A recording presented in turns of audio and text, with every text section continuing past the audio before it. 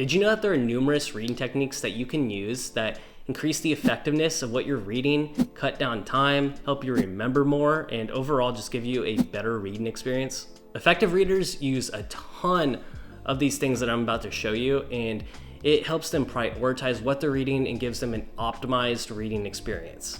So when you see those YouTube videos about, I read a book a day, look at me, it's probably because they're either lying or they really got good at using these techniques. Before I used these techniques, it was so hard for me to even pick up a book. I have ADHD and I see so many other people that struggle to read and comprehend what they're reading, and this affected me greatly throughout grade school. And now that I learned a lot of these skills, it makes it a lot easier to read, and I guess it's better late than never, right? So here are 10 effective reading strategies for quick comprehension. First up is visualizing. The goal here is to create and sketch out and build a visual representation of the information that you have in front of you.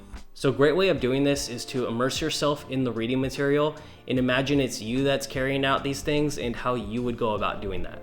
You'll be working both sides of your brain here, and because you're keeping it interesting and you're relating it to yourself, you're a lot more likely to retain that information. This will keep you engaged because you'll be thinking, how is this relatable to me? How would I act in this situation?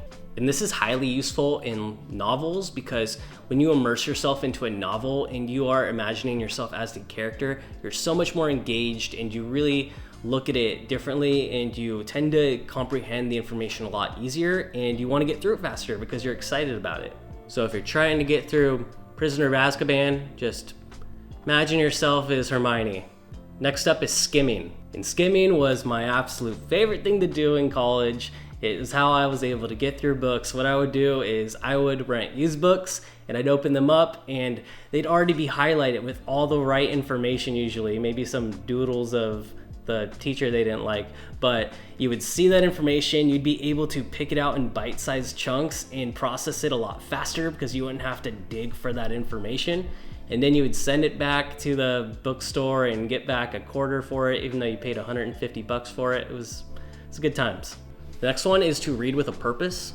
This technique is a go-to for quick comprehension because when you're reading with a purpose, you are sitting down and you know what you're getting yourself into and you want to get through it because you have a clear objective. When you're preoccupied and you're not really interested in the material, you're a lot more likely to have a really hard time getting through it and forgetting what you just read. Another way of looking at this is reading with a goal in mind. And so you have a goal and you're on the path to get there, and knowing that by reading the material and getting through the sections and reaching that goal, it's going to help you want to get through it faster. So books that I like to read that I look at with a purpose and a goal in mind are books that I'm going to learn a new skill after I'm done reading that. Knowing that when I finish this book, I'm going to learn invaluable skills that took the author and everyone else to figure it out years and years and years to learn, and I'm going to learn it in a short period of time, just gets me so much more motivated, and I have a goal to learn that material fast and with a purpose. I also like books that have success stories and where I can kind of see their failures and really understand how they got to where they are now. That's something like myself where I'm kind of reinventing myself now, and I've experienced so many losses in the past, and seeing how people have managed to get through difficult times just motivates me so much more. Next up is identifying the main points. When you're able to identify the core idea that that book is trying to portray, then you can go into the book understanding what you're getting yourself into, and it makes reading it that much easier. So for example, in reading 48 Laws of Power, I understand that with reading this book, in the preface, it tells me that I'm going to understand how power techniques work in the modern world and how I can use them effectively to navigate life. I don't know about you guys, but that Thanos Infinity Gauntlet back there, that's a result of this. I found them all. Next up is questioning. When you go into reading a book and you have questions in mind ahead of time, it makes you curious and helps you want to discover the answers to those questions. So maybe you'll pick up a book and you'll scan through it a little bit, maybe open up a couple random pages and read a couple sentences and get curious about, well, what does that mean? And you write them down, you remember them in your head, and then when you go into a book, you are fascinated by finding the answers out to those questions. This is an awesome tool for autobiographies. When you go into the books and you open the pages and you see how that person got themselves in a crazy situation and you just question, how did they get there?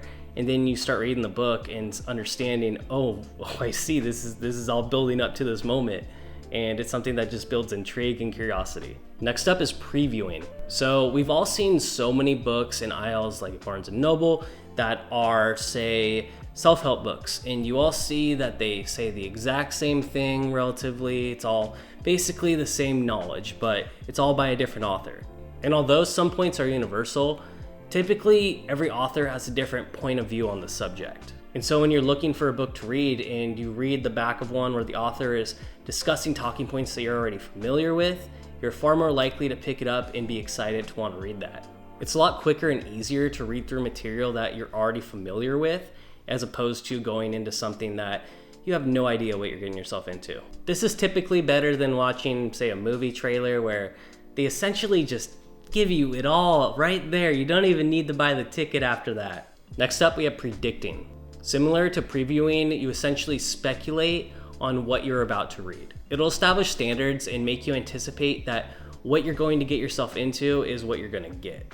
And as you read, these predictions can change. You could find that you're reading something that you didn't even realize you got yourself into, and that'll change the standards of what you anticipate going forward. But if you find these predictions to be accurate, you'll find yourself skimming through the material faster, and it'll help you comprehend the material a lot better. Next up is inferring. Inferring comes down to reading between the lines. It's a skill that not many people have, and this could ultimately backfire because the reader's interpretations of that reading material could end up being a lot different than the author's meaning of that subject. And it could really be a good thing though if you're mistaken about that reading material, because it could further deepen your understanding of that subject. Maybe you want to read something that you already know, but you go into something and you're going to learn something else, and it's going to broaden your horizons. And I actually really enjoy reading material where I thought I was going to get something and I got a different point of view, because it helped me learn a lot better. I wasn't just getting the same bits of information that I'm used to getting. This is a lot like when you turn on a news channel and you're expecting something and it's the other three letters. Maybe you didn't agree at first, but it might have some good points. There's knowledge to be gained in points of view that aren't your own. And when you read these books and you find out that there's new subject matter that you maybe didn't agree with at first or were unsure of, and you read it and you're like, oh wow, and then your perception on that material completely changes. And if you already know you're right, you're gonna spare yourself of reading that material altogether, and you're gonna get through it very fast. Next up is monitoring and clarifying. This reading approach involves taking your deductions and comparing them into what you are reading. This one stems from inferring and forecasting. Your interpretation of a subject matter could be very different from an author's, and when you're reading this can help you comprehend and understand the material that much better. This could also result in you building better questioning techniques, as you result clarity to those responses. When you're questioning things and you're more curious, you're just typically more engaged in the material.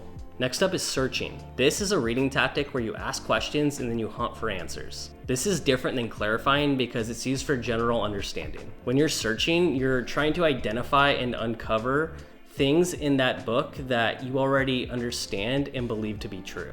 This puts you in a position to define concepts that you're unsure of, and it'll help you seek out answers to those texts. When you're reading, having a system of techniques in place that allow you to become a more effective reader and get through the material is just so important. I didn't have these techniques when I was younger. I thought I was stupid because I couldn't get through material as quickly as everyone else and comprehend it. And in reality, I just didn't have the right tools in place.